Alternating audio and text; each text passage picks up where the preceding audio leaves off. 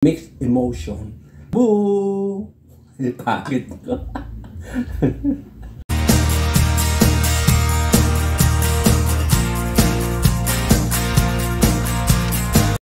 Good morning mga friendship! Magluluto na naman ako ng aking tanghalian.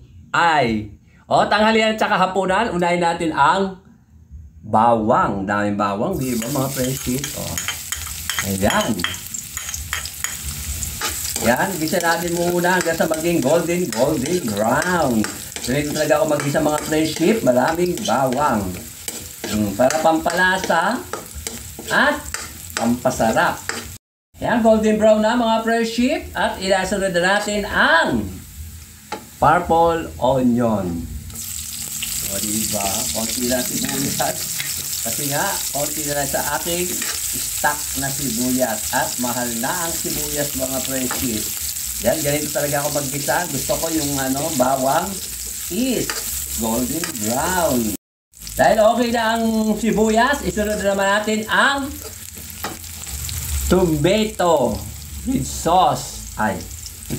Wala palang sauce mga friendship. Joke lang. Yan, bibisa rin natin ganyan mga friendship.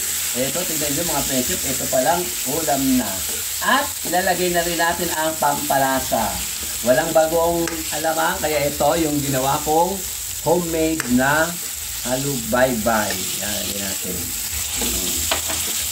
Ang bango mga friendship, nalagyan ko na rin ng betchin.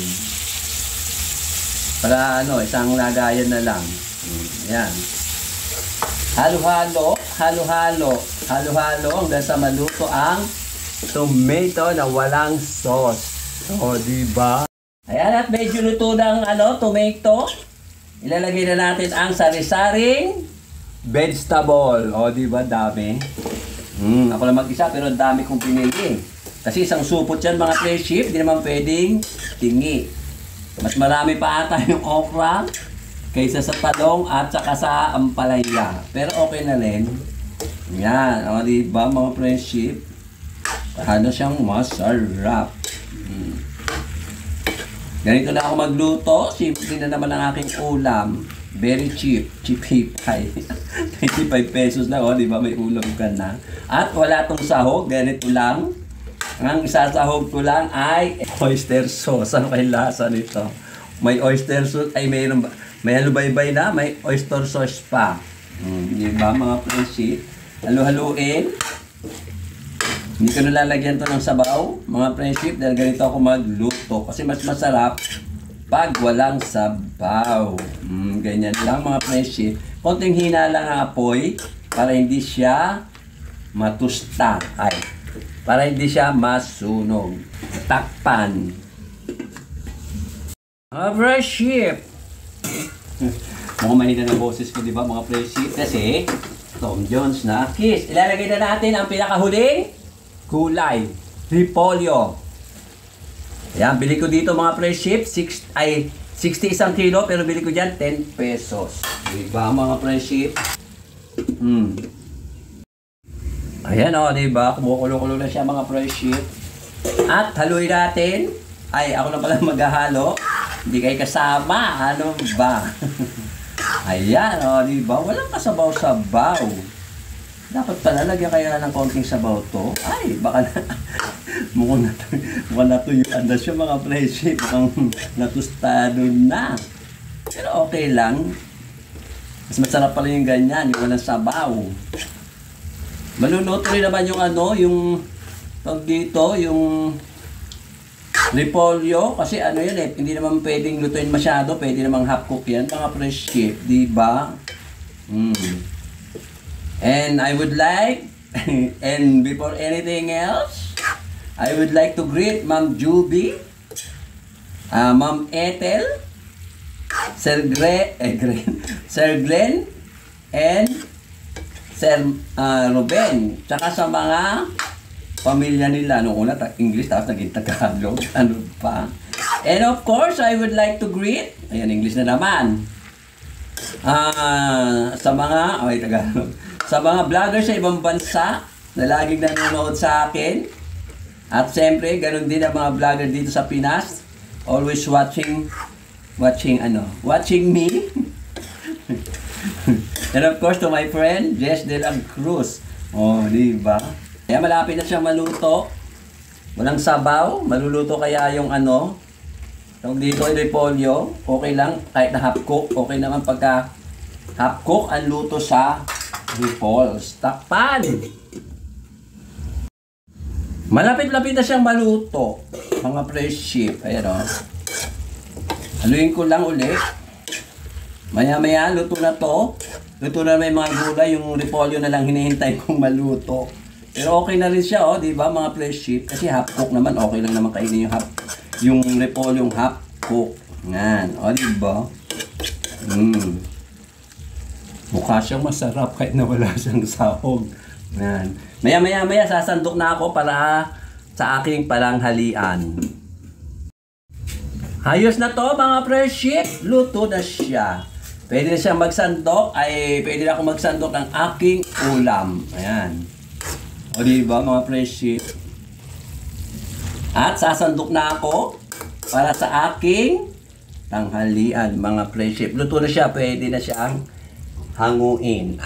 Eto, sasandok ako ng ulam ko dito. Ayan o, umuusok-usok pa siya. O diba? Walang kasabaw-sabaw. Minsan mahilig ako sa sabaw. Pero pagka ganito, talagang hindi ko masyado nilalagyan ng sabaw. Kung ano lang yung katas ng kamatis na pinanggis ako, yun lang siya. At wala nang iba. May magre-reklamo pa. Mga friendship. Ayan. O diba? Mukhang sosyal ang aking ulam. Very cheap. Over cheap. O diba, mga friendship? Kasi mamaya na, mga friendship, at kakain na ako. Ito na ang aking finished food, mga friendship. Ano ba tawag dito? Tawag kasi nila dito, bulanglang ba? Sa iba naman, pinakbit na sari-saring gulay. Bahala na kayo kung anong tawag nyo dito, mga friendship. Basta ako, ginisang gulay. Ayan o. Oh, di ba? Umuusok-usok. O, sige na, babay na muna, mga friendship. At Tom Jones na akis. Mga friendship, ayan na. Oras na ng akin pagkain. Dahil hindi ako kumain kanina tanghali, ay kanina umaga, kaya brunch ito, mga friendship. Anong oras na? Alas 10:25 na, mga friendship. Ayan, ito na yung ulam ko. Ginisang gulay ang tawag ko. Ewan ko sa inyo kung tawag nyo dito, mga friendship. Sari-saring gulay. Mix. O, diba? Tingnan natin itong repolyo, kung luto na siya.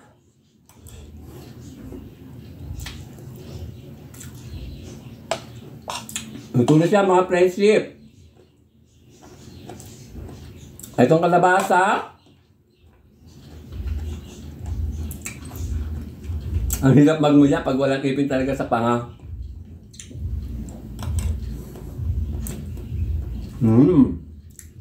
Itong talong. Isa-isahin ba? Mainit. Marap.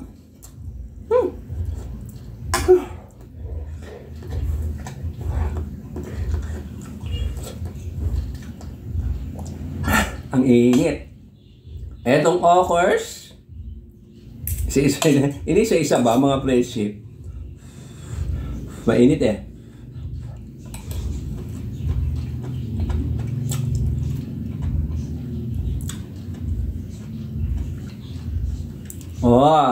Okay lang din.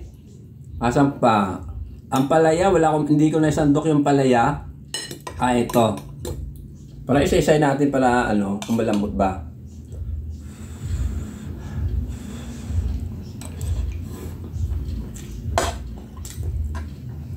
Siyempre, luto ko. Sige na, babay na, mga friendship. Thank you for watching. At itutuloy ko ito pagkain ko. Pinakita ko lang sa inyo kung paano kainin ang aking nilutong ginisang sari-saring gulay. In English, mix. Mixed emotion. Bye-bye. Thank you for watching. Babu. Pagod ko.